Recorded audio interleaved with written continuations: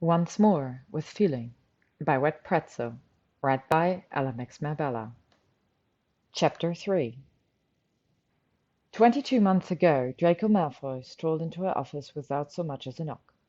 She'd heard through the grapevine that Malfoy was the new liaison for the Department of Regulation and Control of Magical Creatures, but given the recent rising tensions between the Ministry and a small clan of half vampires up in Durham, she hadn't expected to see him so soon. The irony of a former Death Eater being the peacemaker for half-breeds was not lost on her. "Miss Granger," he greeted cordially, as if he hadn't just barged into her office uninvited. "Got a moment?" "Even if I didn't, I'm sure that wouldn't stop you." Hermione gestured to the chair on the other side of her desk. A ghost of a smirk twitched at his mouth as he sat down, reclining into the chair, one leg crossed over the other, as a rather expensive-looking Italian brogue came up to rest against the edge of her desk. Hermione had to recite the 5 principal exemptions to Gemp's law to calm her irritation at his casual, gentleman's club posture.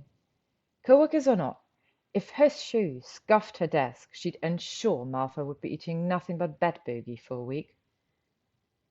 "What brings me the honour of your company, Mr. Malfoy? If you're here to discuss Durham, you'll need to speak with Kinkleberry down the hall." "Oh, not to worry. Spoken with and been propositioned multiple times by Mr. Kinkleberry for the last 3 weeks," Malfoy quirked a brow at her. "Who knew dealing with a bunch of coffin boppers could make a bloke so horny?" "Whatever gets your rock offs, Malfoy," Hermione dryly replied, her interest in the conversation quickly dwindling, and her fingers started to edge back towards the paperwork in front of her. Malfoy clicked his tongue. "I assure you, Miss Granger, whenever I step foot into this building, it is solely for business, although—" Malfoy leaned forward to drop a thick, heavy manila folder on top of the papers she was reading, and he snickered at the glare she shot him when it just missed the tips of her fingers. "I'm sure what's in here will send your golden garnicus all a-quiver."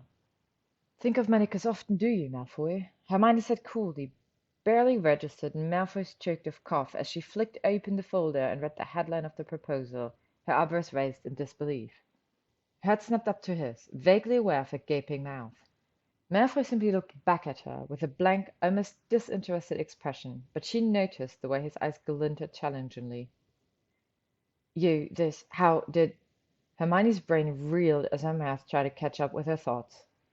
"This is my wolfsbane, Bill." Malfoy hummed, looking almost bored as his hand flicked the label of his tie. "I'm aware. Blaise had a right laugh when he read about the second rejection in the Prophet." The vacant expression on his face slowly morphed into the smug, cocky grin Hermione had seen all too often in the early years at Hogwarts. Hermione gritted her teeth at the image in her head of the two of them laughing at her failure over a cigar and century-old fire whiskey. "Is that so? And what, you decided you wanted a front-row seat the next time the Nodal Muggleborn tried again?" Malfoy's eyes flashed, his jaw tense. If Hermione hadn't been staring daggers at him, she might have missed the way his eyes guiltily flickered to the sleeve of her left arm before his eyes met hers in an equally steely glaze, a silent refusal to rise to her bait. "Don't look a gift unicorn in the mouth, Granger." His tone low and heavy. Hermione swallowed and had to resist repeating the motion when his eyes tricked the movement. "I'm here to help, and if you don't believe me, you have my permission to send in the potty brigade to interrogate me." Hermione's brows furrowed. "You want to help me?" "Technically speaking, that is my job." She flushed and quickly covered it with a scowl. "What makes you think that submitting this a third time will be any different? The Wizengamot has made it very clear they have no intention of ever passing this bill." Malfoy clicked his tongue in disapproval. My, I didn't take you for a quitter, Granger. Whatever happened to that bushy-haired 14-year-old that spent a whole year chasing after house elves with that ghastly knitwear? 15, she couldn't help but correct. 15, she couldn't help but correct. And she got sidelined by archaic and barbaric legislation and precedent. Hermione huffed, choosing to ignore his barb over her knitting skills. Hermione's father always taught her to take the high road after all. Besides, she had much better chances of hexing Malfoy from above without him expecting it. "And that's exactly where I come in." Malfoy rose from the chair and bent down over her desk, his hands coming down beside hers, head cocked to the side as he leaned in. "Ever heard of the phrase, 'friends in high places'?" "You're saying you expect me to bribe people to pass this bill," Hermione scoffed. Her shoulder blades tensed as she resisted the urge to pull back against her chair. The notion that she would ever stoop so low. Malfoy's rehabilitation be damned. Once a Slytherin, always a... "I'm saying let me be your friend." Malfoy replied silkily. His eyes flickered down to stare at her lips, and Hermione felt the lick of humiliation creep up in her spine as she realized she likely had some crumbs from her biscuit break still on the edges of her mouth. Malfoy met her gaze, and her stomach flipped at the intensity and determination there. Perhaps he did want to help her? No doubt getting a bill as monumentous as this passed, with him attached to the project, would send a tattered reputation of the Malfoy name sky high. "I'll let you think it over for a few days. When you do make your decision, I'll me," he said finally and stood up straight. "Of course, I have all the time in the world to wait." He paused to shoot her a pompous smirk. "Not sure the same could be said for your precious werewolves, though." And with a cheeky wink, he turned and sauntered out of her office.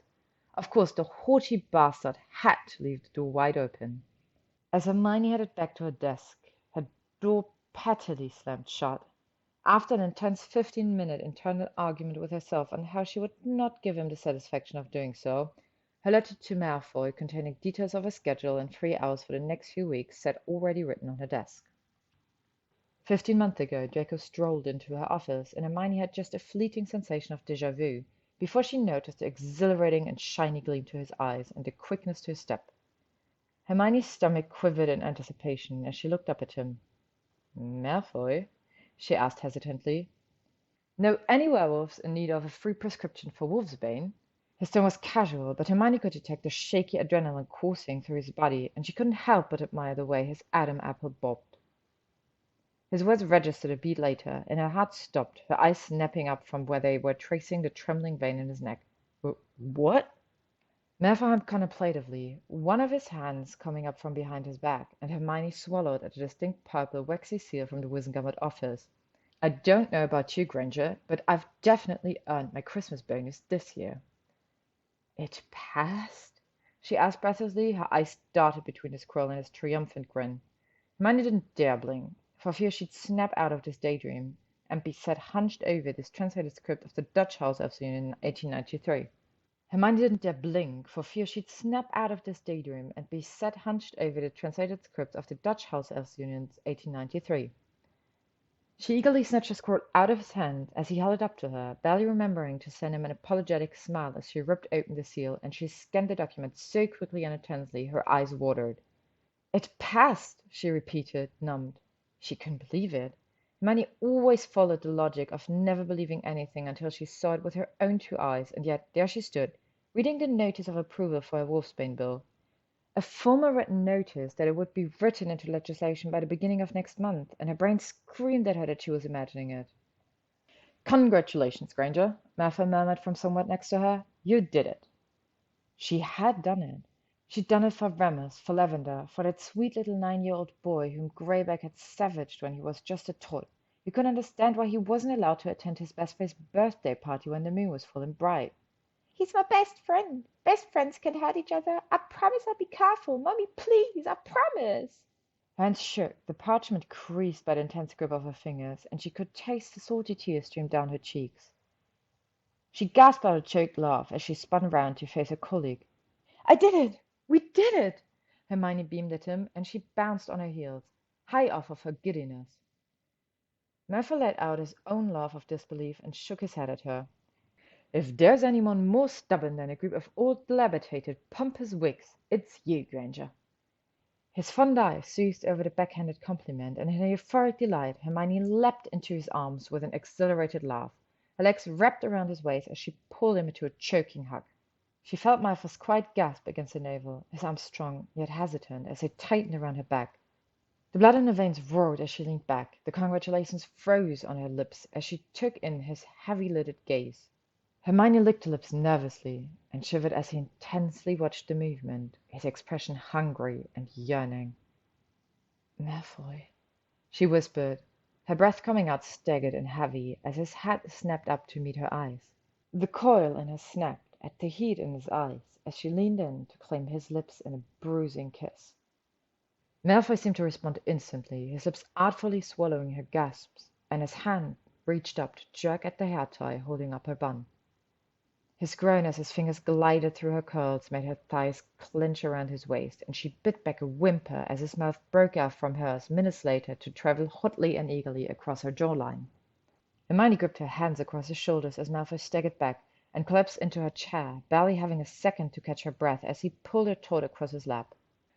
Grey eyes shone up at her in a mix of awe and arousal as her hands pulled at the buttons of his Oxford white shirt desperately, and Hermione took immense satisfaction at the choked-off curse that fell from Malfoy's lips as she leaned in to kiss across his pecs. It was certainly the most enjoyable way Hermione had spent breaking in her new office chair all afternoon. Hermione stared down mournfully at the formal invitation to dinner, the vein in her forehead pulsing as the aggravating headache crept in. Why did she have to shake Malfoy silly all those weeks ago? She'd hoped, by keeping her distance, murmurs over in-person meetings, darting into empty conference rooms as she'd spotted his silky, shockingly blonde box round the corner of the corridor she was walking down, and charming her office door to stay open when he would manage to catch her alone, that they would all be glaring neon signs that she wished to maintain a status of professionalism between the pair, regardless of the multiple glorious toe-curling orgasm he'd given her. Evidently, Malfoy must have had selective blindness, since there had been an envelope in her desk waiting for her when she arrived that morning, with him asking her for the honor of joining him for dinner that evening. Or maybe Hermione had tugged on his head a little too hard during their third go of it, and she'd inadvertently killed off some of his brain cells. It wasn't that Malfoy was a terrible person to be around, well, anymore. If anything, the 6 or 7 months spent working together on the Wolfsbane bill had been surprisingly enjoyable. True, the size of his ego and self-ended compliments had Hermione reaching for a headache relief potion more than a dozen times, but Malfoy was also incredibly witty, hard-working, with determination that highlighted the Slytherin ambition that Hermione had always secretly admired. More often than not, she'd come into her office in the morning to find him already there, surrounded by legislations, international cases, journals and testimonials from pensioners, as well as the day's agenda written out on her board, with a bullet-pointed lists of targets to be completed by the end of the day, with extra bonus tasks scribbled at the bottom if the list was complete before the end of the workday. Hermione's mouth had watered the first time she saw it, and internally mourned at the years wasted on Malfoy's prejudice during their schooling. She'd caught herself fantasizing more than once about the study sessions they could have had together during their owls or nudes, imagining his task list and her color-coded notes had her eyes glazed over in academic euphoria. She would then spend the next 15 minutes mentally cursing Lucius Malfoy for the rhetoric he drilled into his son during his childhood, and only when Malfoy would ask her what her desk had done to her for her to be glaring so poisonously at it, she would snap out of it and carry on with the task at hand. And on occasions where she'd slipped into old bad habits, working well into overtime, that the moon would be at its highest point in the sky, standing up to fetch something and going dizzy, the realization that it was well past the lunch hour, and she hadn't eaten anything since breakfast, writing so intensely that when she'd go back and read over it, she'd groan because her nose had smudged half of the ink from where she'd pressed against the parchment, drinking more pain relief potion and water because her muscles would be stiff from hours at her desk. Malfoy was there to pull her right back. A steady hand at her back as her vision would black out if she walked across her office too quickly, shortly followed by a "Granger, I'm heading to the cafeteria. Do you want a sandwich or soup?" A playful tug of her plate as she walked behind her when she slouched too far down. "Steady on, Granger. I know muggers think witches are humpbacked hags. You don't want to prove them right." Wordlessly holding out a tissue when her frustration reached boiling point and she'd cry silently behind her hands. Yes, it's not like dating Malfoy would be terrible. His gracious, gentlemanly actions aside, he was also annoyingly good-looking, and it certainly wasn't like she hadn't contemplated it once or twice, but as she stared at the stacks of paperwork on and surrounding her desk, complaints from centaurs about wizards encroaching on their sacred land to poach plant life for their potions, lawsuits between goblins and Gringotts over whom the goblin-made trinkets truly belonged to, testimonials from close-to-death abused house elves, it seemed Hermione would barely make a dent in the paperwork before another stack whooshed in, redirected from the customer service departments. How could she, in good conscience, turn her back on these creatures and spend an evening wine tasting with Malfoy at Blaise Sabini's vineyard? All the while there were thousands of magical creatures having the utmost basic rights of life beaten and pillaged from them. She couldn't, she sighed internally, and looked back down at the letter in her hands. Malfoy's words from their first meeting months ago echoed in her head. Of course, I have all the time in the world to wait. Not sure the same could be said for your precious werewolves, though. That was just it, wasn't it? Malfoy did have all the time in the world, but the magical animal kingdom did not. And if they didn't, then neither did Hermione. Remind me again, Granger, how teaching me to cook will help your puke? Hermione's hair bristled against the nape of her neck. It's spew. Society for the Promotion of Elfish Welfare, she snapped back hotly, a frizzled hand coming up to wipe away the sweat that bloomed from the heat of the kitchen. Ah, yes, spew. To his credit, Malfoy had taken her rejection in his stride and graciously never brought it up again. He did, however, take Hermione up on her offer to discuss a trial run on her new house elf regime, and subsequently found himself taking cooking lessons every Friday night at her flat. The first time, she'd gotten the permission to use the ministry kitchen after hours, but after he had set one of the stoves on fire, that offer had promptly been redacted.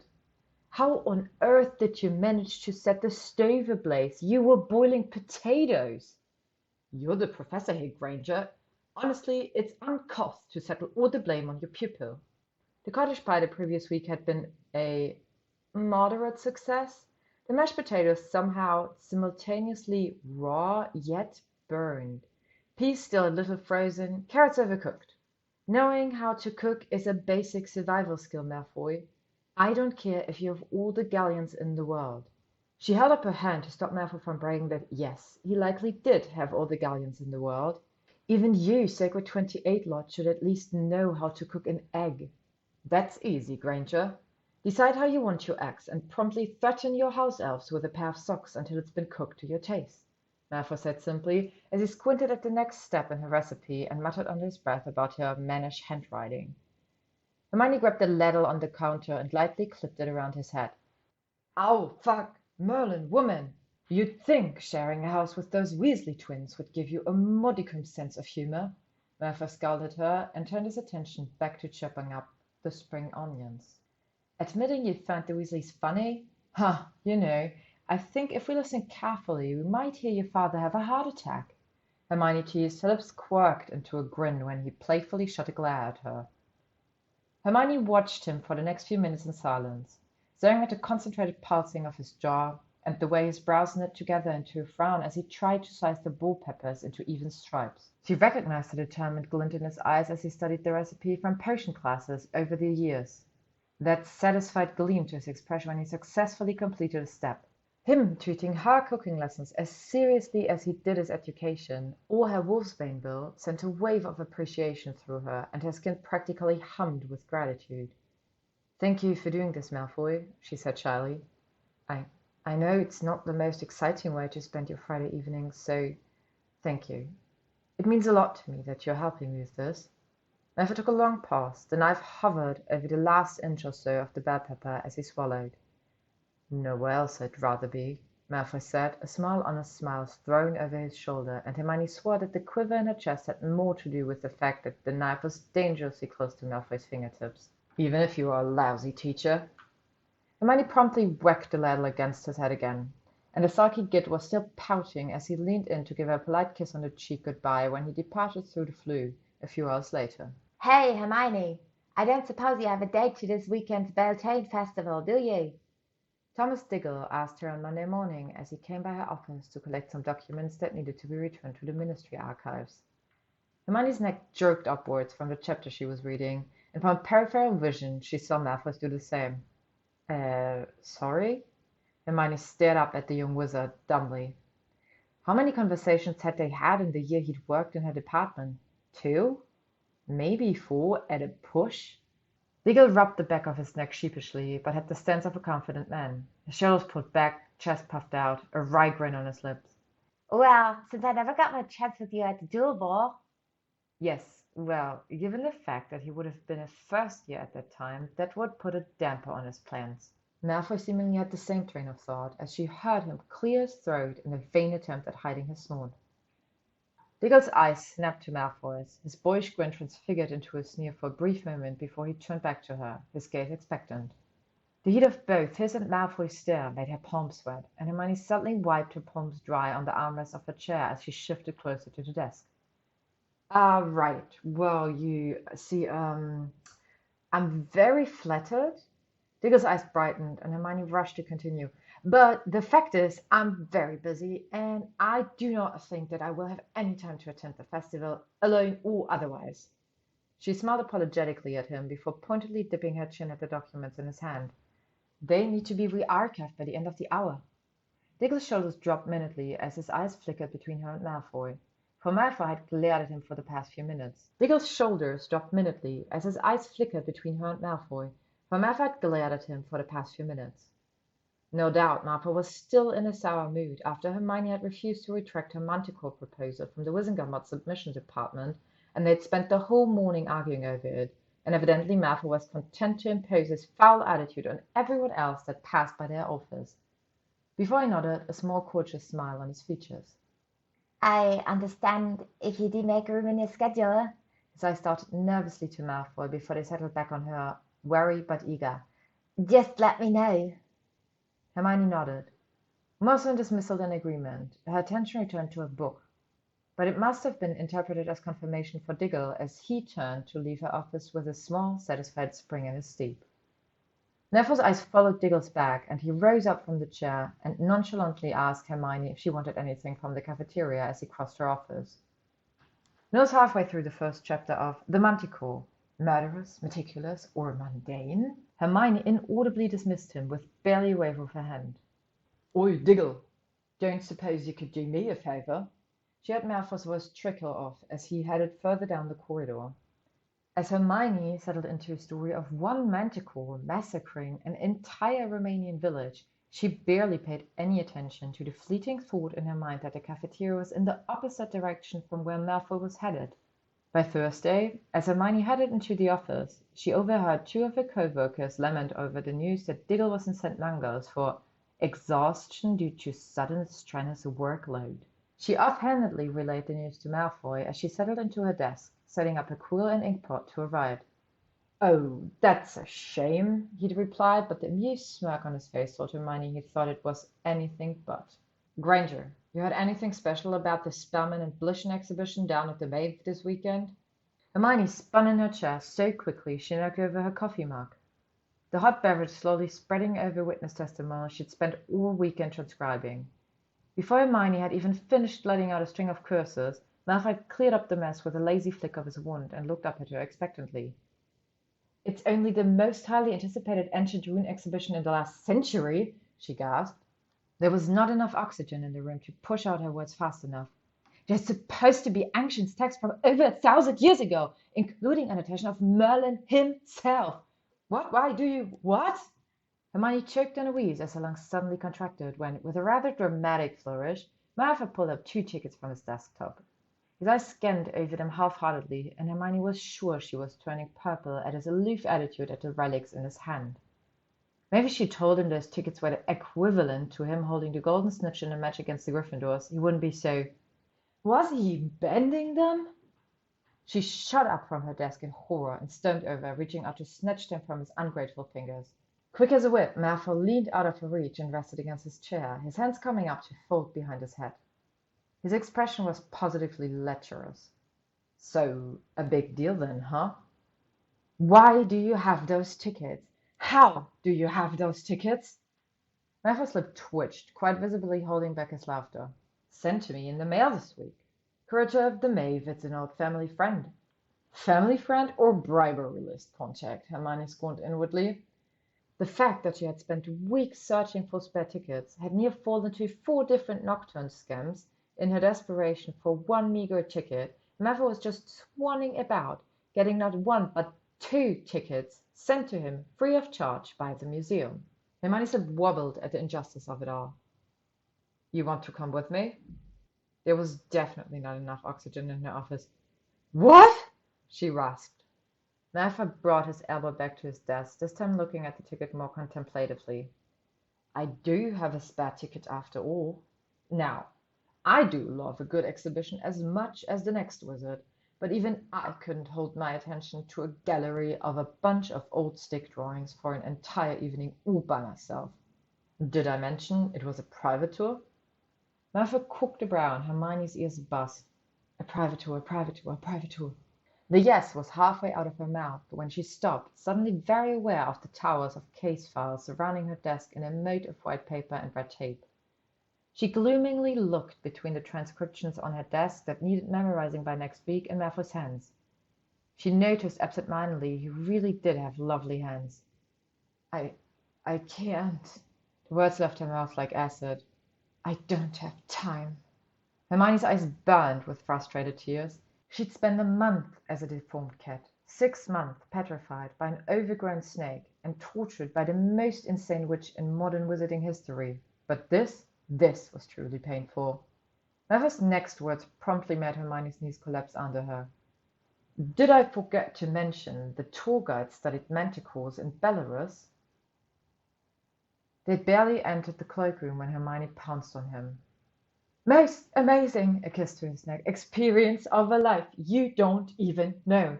A kiss to his jawline. Merlin himself, she nipped at his bottom lip. Can't believe we got to touch it. She pressed her lips against his desperately, the thank yous reeling from her mouth endlessly each time they separated to catch their breath. How Philip convinced the manticore not to. She palmed at his trousers, her skin hot as she licked up Malfoy's neck. It was vibrating against her tongue. I need to write this all to. The room spun as Malfoy twisted the two of them against the wall, Hermione gasping as her exposed shoulders pressed against the cold stone. Later, he growled, his lips bruising hers as he flattened himself against her, hips meeting hers in slow but firm motions. Think I could get him to visit the office next week? Hermione breathed against his mouth. Granger. Malfoy's expression pinched and his voice strained, his hold on her slackening. Hermione took the opportunity to slide onto her knees in front of him, hands reaching up to fumble with his slacks. Malfoy cursed from somewhere above her, sense jolting out to the side, barely managing to pull the cloakroom curtain across as she took him in her mouth. It was only after Malfoy put up with a kiss to her neck, and the pair headed to the exit where their tour guide Philip was waiting for them so he could lock up. His face positively beetroot as he avoided all eye contact, that the thought occurred to Hermione that they really should have cast a silencing charm. Evidently, Malfoy was more committed to the house elf regime than Hermione realized. Whatever he learned on the Friday at her flat, come Monday, Tuesday, and Wednesday, there'd be a Tupperware box on her desk waiting for her when she arrived to her office in the morning, and when she peeked inside, she would see Malfoy's solo attempts at a recipe. The rate in which she improved each time was annoyingly spectacular. He always was a competitive bastard. You just don't like it when I'm better than you at something. Malfoy said one lunch when she'd said as much, eating away through a positively divine tikka masala. He had braised the chicken before making the curry. Hermione snorted, only minutely blushing when a few grains of rice flew out of her mouth and landed on one of her memos. At least Malfoy had the manners to disguise his love as a coughing fit. You've never been better than me at anything. Hermione threw back, a petty attempt at regaining her footing in the conversation. Pretty sure I could beat you at swallowing my food, Malfoy quipped, his smirk widened at her glare. I beat you in potions too. Weren't you the one who told me that cooking was like potions? Hermione miffed and stepped aggressively at a chunk of chicken. You might want to try beating me at humility too. Just eat the damn food, Granger, Malfoy said. It's the private smile he gave her when she did as she was told. Her stomach, a kaleidoscope of butterflies, when he later looks down at her empty container in a smug contentment. A satisfied smile on her face at eating anything other than the dreadful ministry cafeteria grub. When Hermione thinks in moments such as this that Malfoy would make a pretty decent boyfriend for someone who had the time, of which Hermione certifiably did not. They were walking down Diagon Alley on their way to visit an apothecary that traded in the use of manticore venom when it happened. Death Eater scum! The globber of spit clung to Malfoy's cheek, and he blinked in shock. Hermione wheeled around, her wand cracking like a whip in the air as she jabbed it under the stranger's chin. Her voice calm and quiet. What do you think you're doing? His lot ain't welcome round here, the wizard sneered, and Hermione's nose wrinkled at the stench of butterbeer that seemingly seeped from his every pore. Just doing me part for society and keeping the streets clean. By his lord, you mean ministry official? Hermione replied coolly, her wand twisting in the straggling strands of his beard. Are you aware that spitting at a government employee counts as grievous assault and is punishable by up to a year in Azkaban? The wizard's eye widened in fear minutely before they hardened again, looking over his shoulder at his still frozen colleague. You ain't never gonna call me off to that place. No buggering Wisingham or judge gonna punish me for doing what they wish they could do. You mean the Wisingham that tried him and cleared him of all charges for crimes committed under duress and for being underage? Hermione's voice began to shake in anger, and she felt Malfoy step closer behind her, his hand pressing against her spine in an attempt to calm her down. Come on, Granger, just drop it, he murmured in her ear, his palms burned against her lower back. Do you even remember that he's the reason Harry Potter was able to defeat Voldemort? The wizard flinched and he scoffed. See? He survived living with that man for years, and you can't even handle hearing his name. The tip of Draco Malfoy's fingernail is more worthy of the name of wizard than you have in your entire being. Try to remember that next time you decide to bathe in a butterbeer barrel. With that, she used her wand to push his chin back with a jerk, and he stumbled back, glaring between the two of them. The man hawked up another spit at their feet and stalked off, not daring to look back as Hermione's wand stayed trained on him until he disappeared out of sight. Hermione exhaled shakily, Draco's breath a matching tempo against her neck, and she turned to face him. The spit had vanished without a trace, but the resigned look on his face told Hermione that maybe it wasn't the first time that had happened. She chewed on her lip nervously. Are you okay, Draco? Draco stared at her, his magnificent grey eyes bright and shiny as he exhaled with a jerky nod. Peachy, he replied, looking down at her in wonder. Hermione couldn't help but compare the look on his face to when she'd first stepped foot in the Hogwarts library in first year. Sheer awe and bliss. Her heart clenched at the thought that maybe this was the first time someone other than his friends and family had defended him. Her tongue darted out to wet her lip nervously, her stomach quivering when he followed the movement, his lids heavy and dark. She reached down and grabbed his hand. Come on, we're late. Draco asked her out again during another late night at the office, at the end of August, once she'd fully recuperated from her slight altercation with the Manticore in the Scottish Highlands, and had finally been given permission by the healer to end her bed rest. Draco had been with her at the time, and she hadn't seemed all too pleased at the idea, his lips tight and thin as he glared reproachfully as Hermione eagerly sprang from her bed. No doubt he was just annoyed he could no longer boss her around for a week. Surely your near-death experience, he barely graced me, would be enough to convince you that life is too short. You need to live a little. He crooned silkily, bending over his desk, his nose nudged against hers. What say you, Granger? Should I tell Vivaldis to reserve a private booth for two this weekend? I promise to be a gentleman and wait until the third course before I completely ravage you under the table. Hermione snorted, ignoring the heavy flush spreading across her chest as she looked down at the paperwork on her desk. You and I have different definitions on what it means to be a gentleman, Draco. Besides, I only have 2 weeks to get this Manticore bill in front of the Wisingamot, and no doubt they're going to use the Scotland incident against me. As they should, Draco muttered. Hermione ignored him.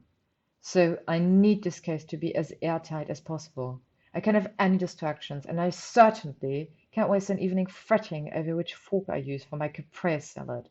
You work your way from the outside in. Draco smirked at the exacerbated look Hermione threw him, but held his hands up in surrender as he walked back to his desk. The subject dropped.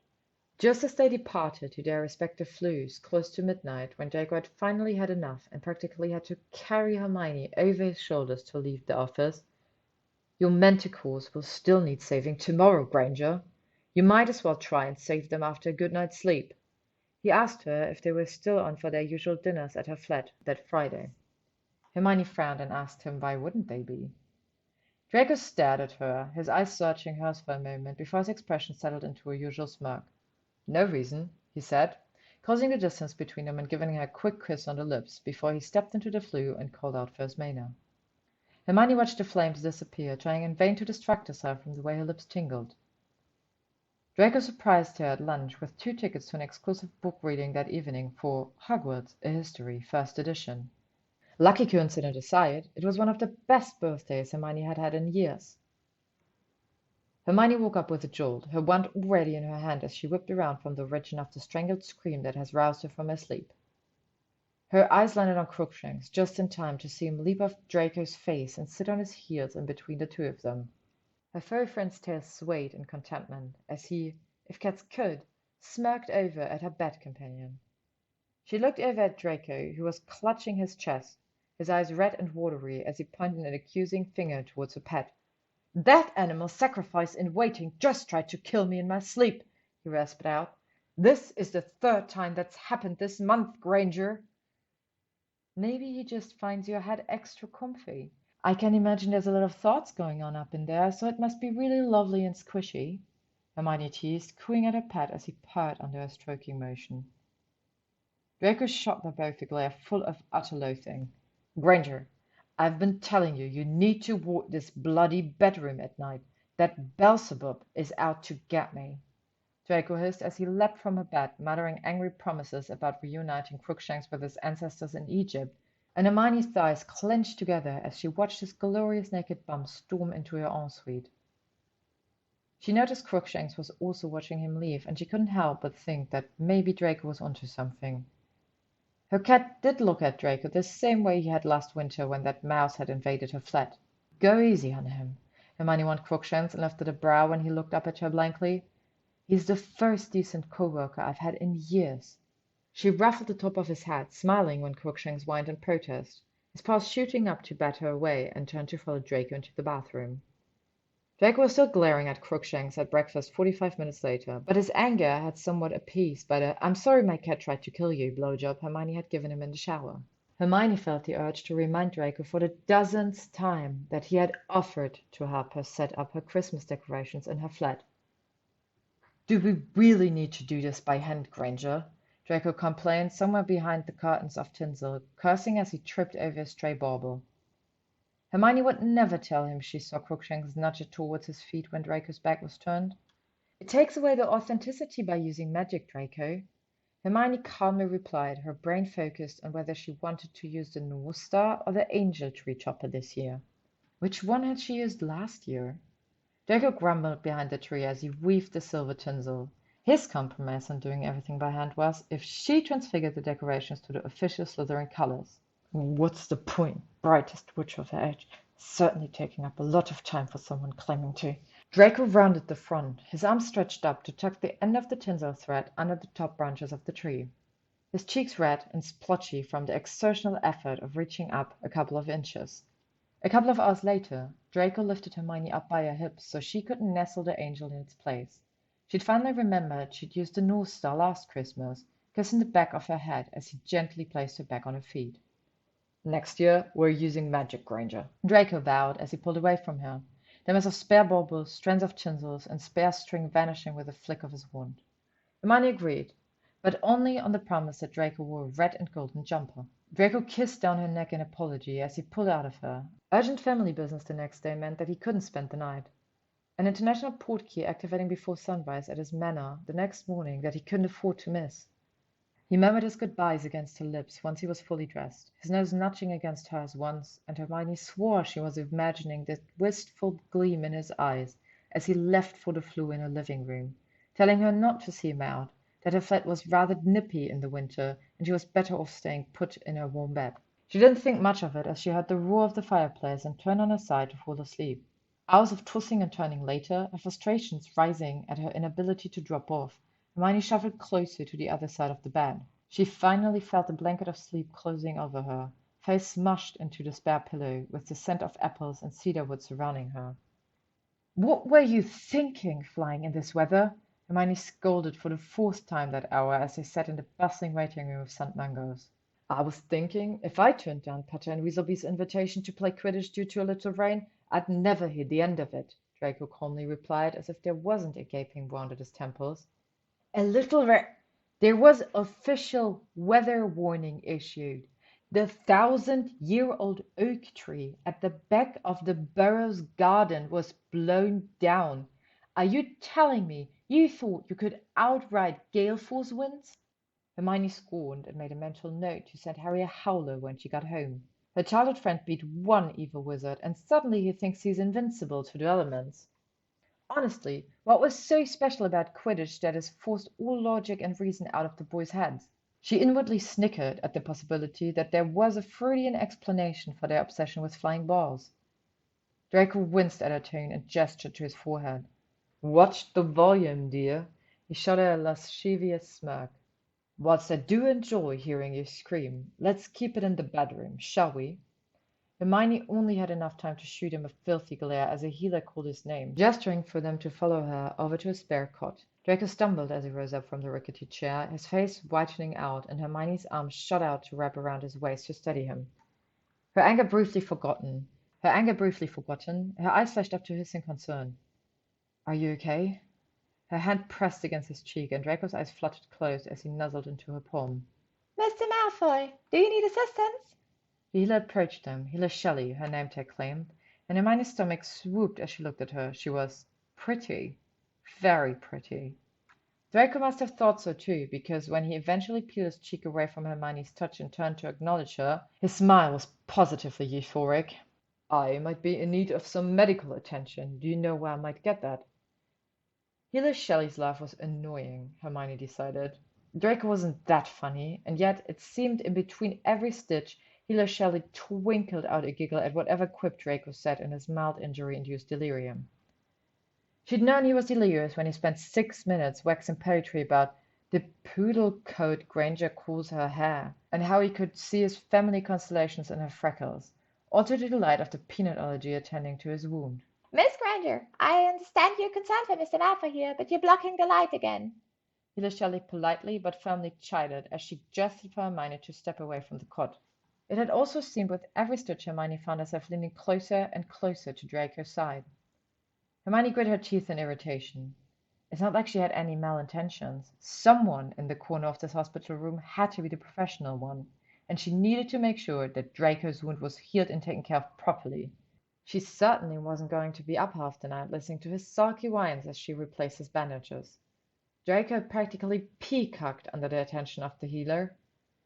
Anytime Healer Shelley responded back to one of his comments with her own thinly veiled innuendo or oh so witty remark, Hermione believed Ron would call the exchange a bit of banter. Hermione had to bite her tongue to hold back an eye roll. And she knew Draco could tell because the gleam in his eyes grew heavier and his smirk widened. The git had crashed into a tree, received a minor concussion, and he chose that moment to score his next date? The end of her skirt tethered when Healer Shelley rested her hand on his thigh as she leaned up to cast a Salon charm on his stitches, and Draco stage whispered, My, shouldn't you buy me dinner first?" Hermione couldn't swallow her scoff in time and turned her back on them before Draco's head could turn towards her, and she'd be forced to suffer through another one of his sanctimonious smirks. She didn't quite storm off, but Hermione was very aware of the resounding slaps her shoes made against the linoleum floor. Healer Shelley's light giggle faded behind her as she aimed back to the chair in the seating area. "Miss Granger!" someone called out to her left. Hermione smiled politely at the receptionist as she approached the desk.